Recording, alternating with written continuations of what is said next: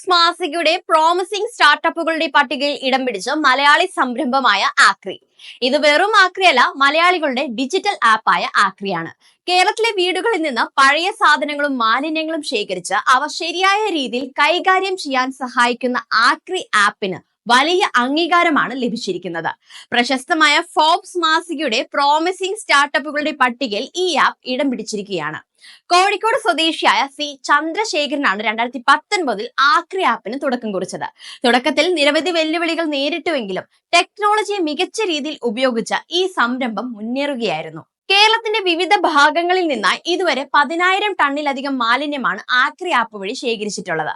വീടുകളിലും ഓഫീസുകളിലും നിന്ന് ശേഖരിക്കുന്ന മാലിന്യങ്ങൾ പ്രോസസ്സിംഗിനായി വിവിധ മാലിന്യ നിർമ്മാർജ്ജന ഏജൻസികളുമായി സഹകരിച്ച് കൈകാര്യം ചെയ്യുകയാണ്. ആദ്യമായി കളമശ്ശേരി മുനിസിപ്പാലിറ്റിയുമായി ചേർന്നാണ് ഈ സേവനം ആരംഭിച്ചത്. അമേരിക്കൻ എംബസിയുടെ നെക്സസ് പ്രോഗ്രാമിലേക്കും സ്റ്റാർട്ടപ്പ് തെരഞ്ഞെടുക്കപ്പെട്ടു. ബയോമെഡിക്കൽ മാലിന്യ ശേഖരണത്തിലും സജീവ സാന്നിധ്യം നിലനിർത്തിക്കൊണ്ട് 2022 ആക്രി ബയോമെഡിക്കൽ മാലിന്യങ്ങളും ശേഖരിക്കാൻ ആരംഭിച്ചു. ആദ്യകാലത്ത് ദിവസം 2 മുതൽ 3 കിലോമീറ്റർ മാലിന്യം മാത്രമാണ് ശേഖരിച്ചിരുന്നത്. എന്നാൽ ഇന്ന് ഓരോ ദിവസം 3 ടണ്ണിനടുത്ത് മാലിന്യങ്ങളാണ് ആക്രി ശേഖരിച്ചു പോരുന്നത്. തിരുവനന്തപുരം, കൊച്ചി, തൃശൂർ, കോഴിക്കോട് എന്നിവിടങ്ങളിലായാണ് ആക്രിയുടെ സേവനം നിലവിൽ ലഭ്യമാകുന്നത്. ഉപയോക്താക്കൾക്ക് മാലിന്യം എപ്പോൾ ശേഖരിക്കും, എവിടേക്കാണ് കൊണ്ടുപോകുന്നത് തുടങ്ങിയ വിവരങ്ങൾ ഈ ആപ്പ് വഴി അറിയാൻ സാധിക്കും.